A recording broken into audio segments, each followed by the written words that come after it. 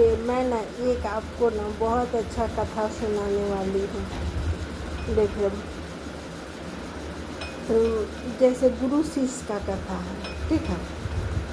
गुरु और शिष्य मतलब पहले तो आश्रम रहता था, उसमें गुरु शिक्षा देते थे अपने शिष्य को। 7 आदमी चाहे 5 घर से चाहे 7 घर से भिक्षा मांग के लाना था, इससे ज़्यादा घर से नहीं लाना था, ठीक है। तो एक बच्चा रहता है जाके, हाँ, एक शिष्य रहता है जाता है गांव में, ठीक है।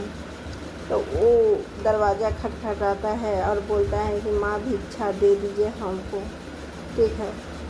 तो कोई देता है, कोई बंद कर लेता है दरवाज़ा ऐसे। लेकिन एक जगह वो गया तो वो मतलब अच्छा औरत नहीं थी, ठीक है। वो चिढ़ गई कि तुम क्यों आया है, ठीक है। मतलब समझिए कि राक्षस थी वो, ठीक है। बोली कि आज रात में तुमको हम मार देंगे, ऐसे करके बोलती है कि तुमको आज रात आखिरी होगा, ठीक है। अच्छा औरत नहीं रहती है, वो डायन समझ लीजिए, राक्षस समझ लीजिए, ठीक है। अब वो तो डर जाता है ये बात सुनकर, वो लड़का। अब वो भिक्षा भी नहीं दूसरे घर से लेता है और वो दौड़ल जाता है अपने गुरुजी के पास। और जाके कहता है कि गुरुजी कि देखिए मेरे साथ क्या हुआ है। अब तो देखिए गुरु से क्या छिपा हुआ है, ठीक है। गुरु भी मन में सोचते हैं कि देख रहे हैं कि मेरे शिष्य को कैसे मारती है तू, ठीक है। गुरु बोले कि देखो एक काम करो तुम,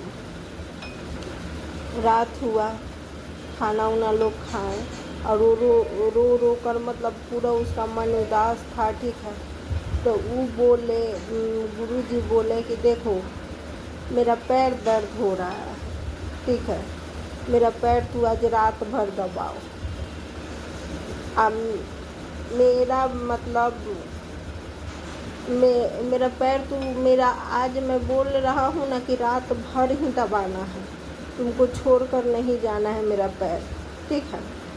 वो लड़का पैर अपने गुरु जी के चरण दबाने लगता है। तो दबाने लगता है तो जैसे थोड़ा सा रात बीतता है तो बहुत ज़्यादा कुत्ता का भौंकने का आवाज़ आता है, ठीक है। तो कहता है कि कुत्ता भौंक रहा है कि बहुत अथी मतलब, लेकिन गुरुजी बोले हैं कि रात भर तुमको चरण दबाना है, फिर हम तो कल मरिए जाएंगे। कोशिश सोचता है कि कल तो मरिए जाएंगे हम, कि लाओ ना आज भर और कुछ नहीं तो हम गुरु के ही खुश कर दो, है ना। तो वो फिर भी नहीं निकलता है, कुत्ता भी भौंकता है तो नहीं निकलता है। फिर थोड़े देर के बाद मतलब कुछ और रात बीतता है तो बहुत ज़्यादा मतलब बुझाता है कि बाहर कोई हंगामा कर रहा है, उसको खाली महसूस हो रहा था। और गुरुजी का सब पता है, लेकिन गुरुजी मतलब जिसको शिष्य पर अपार अथी है, ठीक है, वो गुरु भी कैसे सो सकता है, गुरु भी नहीं।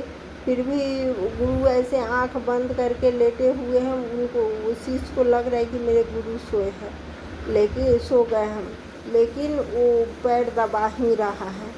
फिर मतलब कोई ऐसे ही आदमी को लड़ने का कि बहुत ज़्यादा आदमी झगड़ा कर रहा है, ऐसे हो रहा है। फिर बोले कि नहीं जाने दो, सब लड़ रहा है तो लड़ने दो, कि हम जाएंगे। फिर तो गुरुजी मतलब बोले इनका पैर दर्द की एक रात तो है नहीं है मेरे पास कि हम पहले अपने गुरु को ही चरण दबा दें, आज हमको मरना है नहीं है, ठीक है, कि हम अपना गुरु को चरण दबा दें। फिर वो गुरु को अपने चरण दबाने लगते हैं, नहीं जाते हैं। फिर उसके बाद मतलब कुछ और रात में बीतता है, 3 पहर आता है रात का। तीसरा पहर में उसकी माँ का आवाज़ आता है, ठीक है, कि मेरी माँ बुला रही है कि बाबू आज भर तुम जीवित रहेगा, आओ मेरे से मिल लो, ठीक है। तो वो बोले कि अब तो मरना है नहीं, क्या हम माँ से मिलने जाएं, ठीक है। तो वो फिर माँ से भी मिलने नहीं जाता है, ठीक है। नहीं मिलने जाता है, पहले सुबह हो जाता है, सुबह हो जाता है तब गुरु उठते हैं, तो कहते हैं कि तुम तो मरने वाले थे, जीवित कैसे रह गए। तो कि देखिए ना गुरुजी आपका चरण दबाते दबाते, तो बोल के देखो, जो गुरु के बात मानता है, गुरु के छत्र छाया में रहता है, उसको कुछ नहीं हो सकता है। भगवान गुरु का दर्जा क्यों दिए हैं सबसे बड़ा, इस कारण से गुरु का सबसे बड़ा दर्जा दिए हैं कि यदि जो बच्चा गुरु के अनुकूल से चलता है, ठीक है, उसको कुछ भी यमराज भी बाल बाका नहीं कर सकता है, ठीक है। तो उसके बाद शीश मतलब गुरु के चरण पर गिर गए और बोले कि मतलब धन्यवाद दिए कि मेरा प्राण की रक्षा करने के लिए, ठीक है। तो कहने का मतलब कि हमेशा अपने बड़े को बात और मानना चाहिए, माँ बाप और गुरु का बात हमेशा मानना चाहिए, ठीक है। यदि ये मेरा कथा अच्छा लगे तो लाइक सब्सक्राइब सब कर दीजिएगा, ठीक है। और मेरा कथा सुनिएगा।